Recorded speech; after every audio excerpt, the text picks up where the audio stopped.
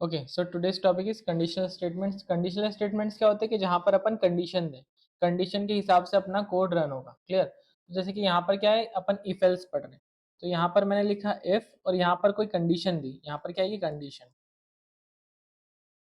Clear? अगर ये condition true होती है तो ये वाला ब्लॉक चलेगा, इफ वाला। ठीक है, यहाँ से लेके यहाँ तक। पर अगर ये कंडीशन फॉल्स होती है तो एल्स वाला पार्ट चलेगा, ये वाला। देखो, ट्रू हुआ तो ये चलेगा, और अगर फॉल्स हुआ तो यहीं से कहाँ जाएगा वो, यहाँ पे फॉल्स में। क्लियर? अगर ट्रू होगा तो इफ वाला ब्लॉक चलेगा, और अगर फॉल्स हुआ तो एल्स वाला ब्लॉक चलेगा। अब ऐसा भी कर सकते हैं कि अपन एल्स ना देके सिर्फ इफ लगा दें और बस काम खत्म। सिर्फ इफ भी लगा सकते खाली। क्लियर? पर होगा क्या कि एल्स जो है वो हमेशा किसके साथ रहेगा, इफ के साथ। क्लियर? इफ एल्स भी हो सकता है, सिर्फ नॉर्मली इफ भी हो सकता है।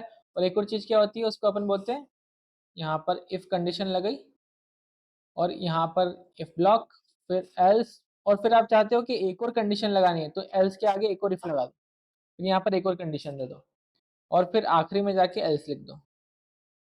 और आप जैसे चाहें वैसे कर सकते हैं, पता है कितने कितने भी आप कंडीशन दे सकते हैं, इसकी लिमिट नहीं है। Clear? Else if else if else if. Clear?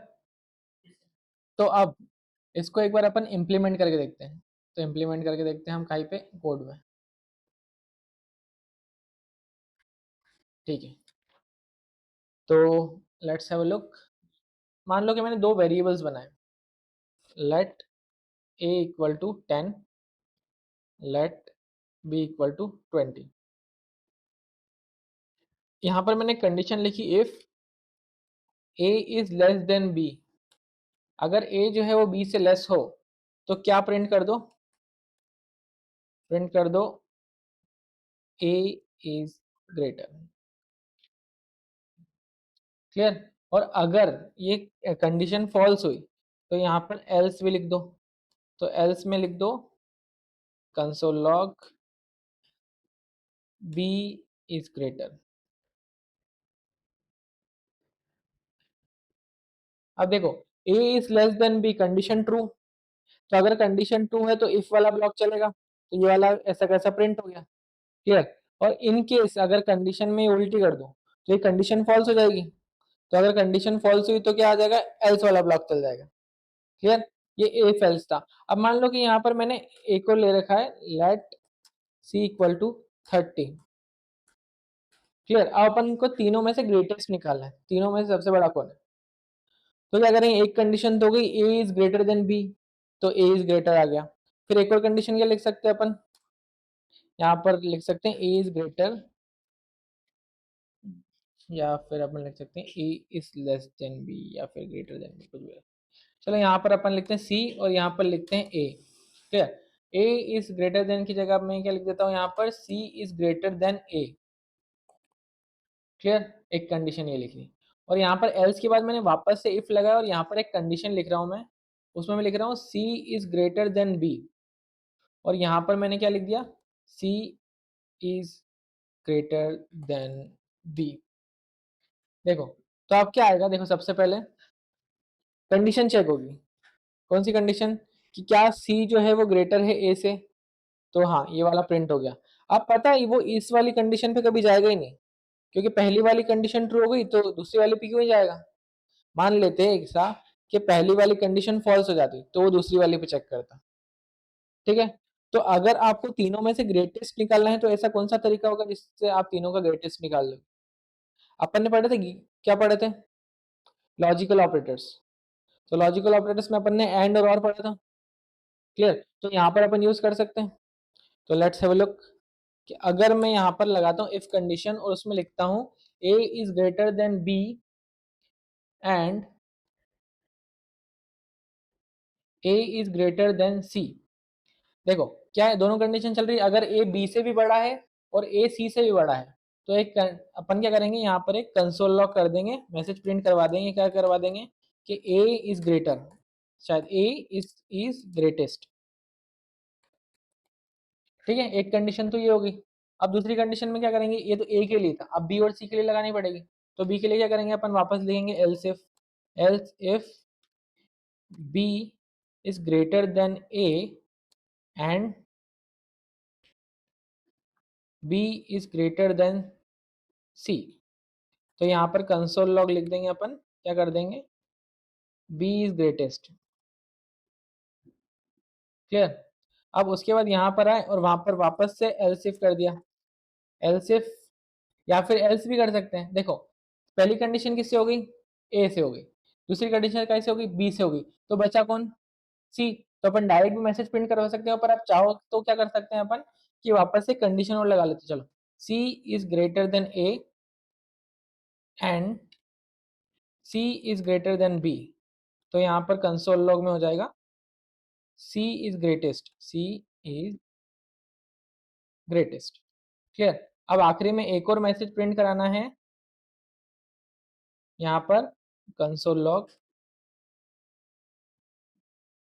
Something went wrong. Clear.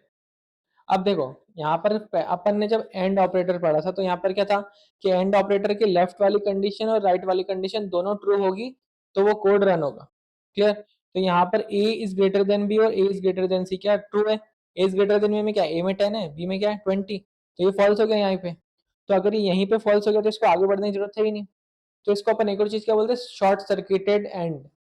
Clear. क्या बोलते हैं, शॉर्ट सर्किटेड एंड। मतलब क्या होता है कि एक कंडीशन अगर चेक हो गई है तो एक कंडीशन हमें पता है कि हाँ भैया वो फॉल्स है, सिस्टम को भी पता है, तो सिस्टम अगली वाली कंडीशन चेक नहीं करेगा। क्लियर। इसको बोलते हैं शॉर्ट सर्किटेड एंड। तो ये इतना काम हुआ। तो अब वो काय पे जाएगा, एल्स इफ पे जाएगा। अब यहाँ पे चेक करेगा कि क्या बी इज ग्रेटर देन ए है, तो बी इज ग्रेटर देन ए है, चलो ये वाला तो ट्रू है, ये वाला पॉइंट तो इसका ट्रू है। अब इस पे जाएगा बी इज ग्रेटर देन सी है क्या, तो नहीं है, ये वाला फॉल्स हो जाएगा, फिर से ये वाला ब्लॉक नहीं चलेगा। फिर नीचे वाले पे गए एलसीएफ पे, तो सी इज ग्रेटर देन ए, हाँ ट्रू है, सी इज ग्रेटर देन बी, ये भी ट्रू है, तो फिर ये वाला ब्लॉक चल जाएगा। क्लियर। इन केस ऐसा कोई एरर आ जाता है, कुछ भी हो जाता है, तो ये सारी कंडीशन नहीं चल के फिर ये वाली कंडीशन चलेगी एल्स वाली, console log something went wrong. Clear. तो अपन ने सारी कंडीशंस क्या कर ली, हैंडल कर ली। तो इसको क्या बोलते हैं अपन, कंडीशनल स्टेटमेंट्स। इफ एल्स हो गया एक तो, और एक और अपन ने पढ़ा था टर्नरी ऑपरेटर, टर्नरी ऑपरेटर में भी कंडीशन लगा रहे थे अपन, तो वो भी कंडीशनल स्टेटमेंट्स में आ रहा था। क्लियर। तो आप चाहें तो ये लगा सकते हैं, आप चाहें तो वो लगा सकते हैं, बट द पॉइंट इज कि जब अपन बड़े कोड लिखते हैं ना, ऐसे तो अपन इफ एल्स लगाते हैं, बट अगर अपन को सिंगल लाइन में कोई कोड लिखना है तो अपन वहां पर क्या यूज करेंगे, ternary operator. Clear. Ternary operator fast result देता है बजाय इफ एल्स के। ओके। तो ये था, और उसके आगे हम देखते हैं। अब देखो यहाँ पर तो अपन ने कर लिया था, अपन क्या चाह रहे हैं कि यूजर से इनपुट ले लें अपन, बिना कुछ बनाए। अपन को बनाना नहीं है, एचटीएमएल में कुछ नहीं करना है, बट अपन फिर भी चाह रहे हैं कि यूजर इनपुट कर दे और मेरे पास डेटा आ जाए। तो क्या कर सकते हैं उसके लिए, अपन यूज कर सकते हैं, यहाँ पर मैंने लिखा let a, sorry my fault, यहाँ पर नहीं, यहाँ पर लिखते हैं,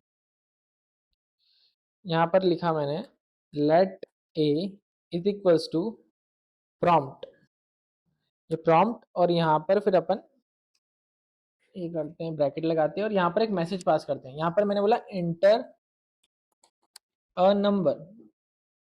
क्लियर। तो क्या आ जाएगा, एक पॉपअप होगा, बताएं इस वाली लाइन से एक पॉपअप आएगा आपकी स्क्रीन पे, आपका जो वेबसाइट का स्क्रीन है ना, वहां पर एक पॉपअप आएगा और वहां पर एक इनपुट लिखा बना हुआ आ जाएगा, वहां पर आपको एंटर करना है और ओके करना है। तो ए के अंदर वो पर्टिकुलर डेटा आ जाएगा जो वहां पर से पास करेंगे। तो लेट्स हैव अ लुक। देखो आ गया, आ गया। इसको कंट्रोल आर करते हैं, क्या आ रहा है, एंटर अ नंबर। क्लियर। तो यहाँ पर मैंने 25 लिख दिया और एंटर कर दिया। तो अभी अगर मैं ए को प्रिंट कराता हूं तो क्या आना चाहिए, कंसोल लॉग ए। वापस से रिलोड हो गया, जस्ट अ सेकेंड, मैं आपको उसके पास में उसको बताता हूँ थोड़ा सा। यहाँ पर लिखा मैंने, ठीक है, सॉरी फॉर दैट। ओके। अब यहाँ पर क्या किया मैंने, यहाँ पर 25 लिख दिया और एंटर कर दिया, आ गया 25। तो मतलब जो मैं वहां से एंटर कर रहा हूँ वो ए के अंदर डेटा आ रहा है। क्लियर। पर प्रॉब्लम क्या है ना कि ये जो डेटा आ रहा है वो नंबर के फॉर्म में नहीं आएगा। ठीक है। जितना भी डेटा यूजर से आता है वो किसके फॉर्म में आता है, स्ट्रिंग के फॉर्म में। तो अपन क्या करेंगे, इसको नंबर में कन्वर्ट कराना पड़ेगा। अब नंबर में कन्वर्ट क्यों कराएंगे, हो सकता है स्ट्रिंग में ही काम हो जाए। स्ट्रिंग में अगर आप ऐड करते हैं, मान लो कि मैंने अभी इसको देखते हैं अपन कि कैसे क्या करते हैं। ये 25 आ गया ना इसके अंदर, तो यहाँ पर अपन ने किया और फिर अपन ने चलो किया। अब देखो यहाँ पर मैंने क्या किया, यहाँ पर मैंने बोल दिया ए प्लस प्लस 20। तो देखना अब ये क्या रिलोड हो गया वापस, तो अब वापस से अपन को इनपुट देना पड़ेगा, तो वापस से इनपुट दे देते हैं।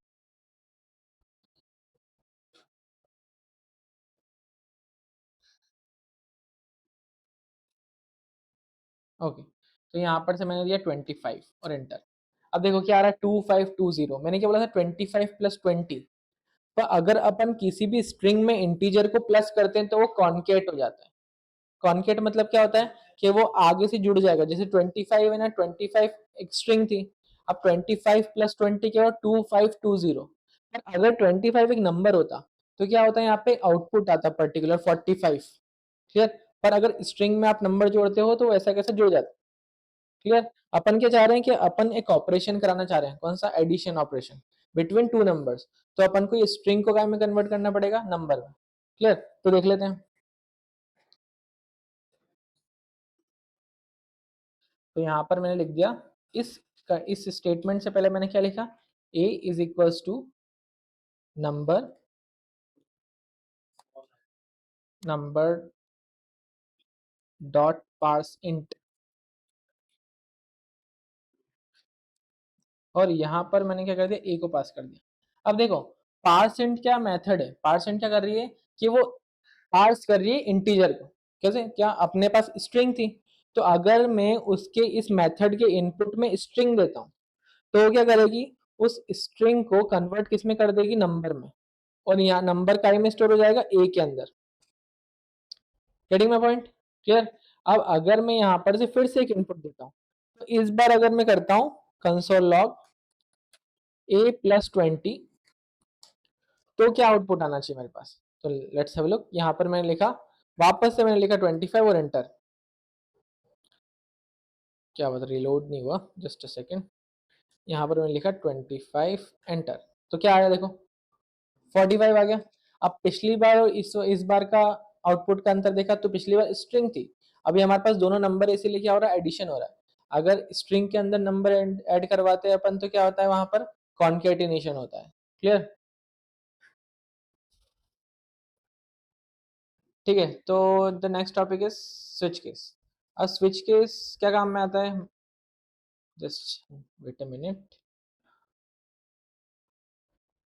अब स्विच केस में ऐसा होता है ना कि जो नंबर आपने सेलेक्ट किया या फिर जो इनपुट आपने दिया उसके हिसाब से आपका कंडीशन सेट होता है कि आपने क्या इनपुट किया है, उस इनपुट के हिसाब से आपके स्टेटमेंट चलेंगे। क्लियर। तो यहाँ पर कुछ केसेस देते हैं अपन। सबसे पहले क्या करते हैं अपन कि यहाँ पर मैंने लिख दिया स्विच और उस ब्रैकेट में मैंने लिख दिया ए। क्लियर। स्विच ए, तो ए के अंदर जो इनपुट आएगा वो डिसाइड करेगा कि आपका कौन सा केस रन होगा। ठीक है, तो यहाँ पर अपन डिफरेंट डिफरेंट कुछ केसेस दे देते हैं। क्लियर। स्विच हो गया। अब स्विच के अंदर अपन क्या लिखते हैं, केस। तो ये लिखा मैंने केस। क्लियर। तो सबसे पहले अपन को लिखना पड़ेगा केस 1।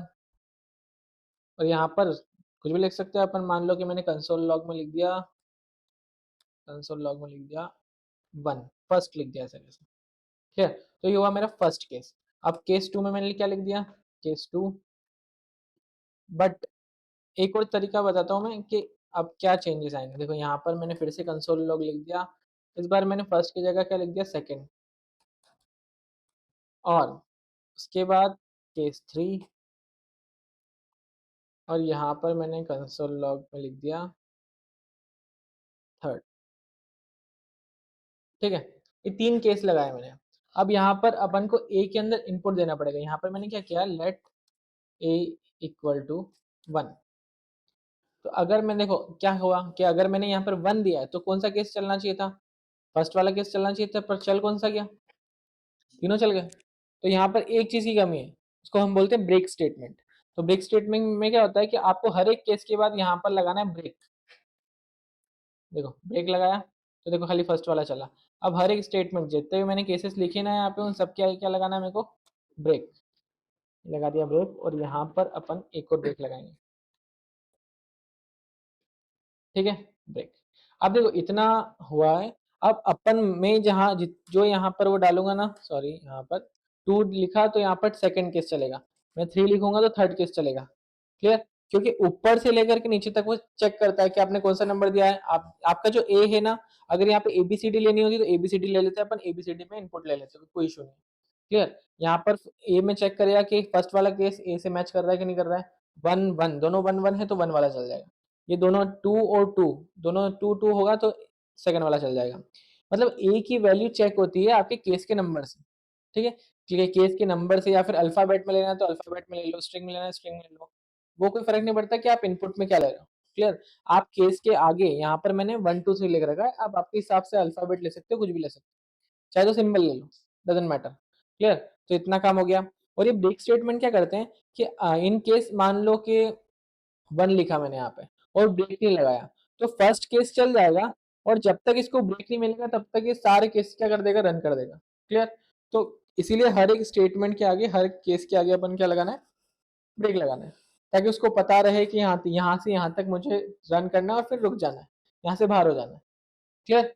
अब मान लो कि ये सब तो चल गया, अब किसी ने यहाँ पर 5 दे दिया, तो फिफ्थ का कोई स्टेटमेंट ही नहीं है यहाँ पे, तो उसके लिए क्या करना पड़ेगा, उसके लिए होता है डिफॉल्ट।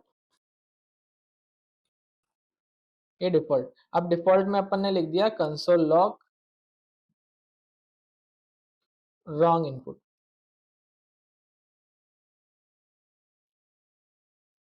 देखो क्या आ गया, रॉन्ग इनपुट, मतलब मेरे केस ये थे 1 2 3, पर मैंने क्या इनपुट कर दिया 5। तो अगर मैं 5 इनपुट करता हूँ तो मुझे एक यूजर फ्रेंडली मैसेज भेजना है कि यार रॉन्ग इनपुट, ऐसा कोई केस हमारे पास है नहीं जो आपने इनपुट किया है, तो हमारे लिए वो इनपुट क्या है, रॉन्ग इनपुट है। तो हम वहां पर क्या दे देंगे कि रॉन्ग इनपुट, आप अपना इनपुट सही कीजिए ताकि आपके पास आउटपुट सही आए। क्लियर? तो ये था स्विच केस। क्लियर? आप टर्नरी ऑपरेटर यूज कर सकते हैं, इफ एल्स यूज कर सकते हैं, स्विच केस भी कर सकते हैं, बट रिक्वायरमेंट मैटर करता है कि आपको कब क्या कैसा यूज करना है। क्लियर? जैसे जैसे अपन धीरे धीरे बनाते जाएंगे तो मतलब असाइनमेंट्स बनाएंगे आप, प्रोग्राम्स बनाएंगे, तो वहां वहां आपको पता चलेगा कि अपनी रिक्वायरमेंट्स क्या है, हमें क्या यूज करना है, इफ एल्स यूज करना है, स्टेटमेंट यूज करना है, टर्नरी ऑपरेटर यूज करना है। क्योंकि जब अपन रिएक्ट पढ़ेंगे ना, तो आपको बहुत जगह क्या करना पड़ेगा, टर्नरी ऑपरेटर यूज करना पड़ेगा, क्योंकि टर्नरी ऑपरेटर फास्ट होते हैं और स्पेस भी उनको कम चाहिए होती है। क्लियर? तो ये हुआ हमारा स्विच केस, आज के लिए इतना काफी है।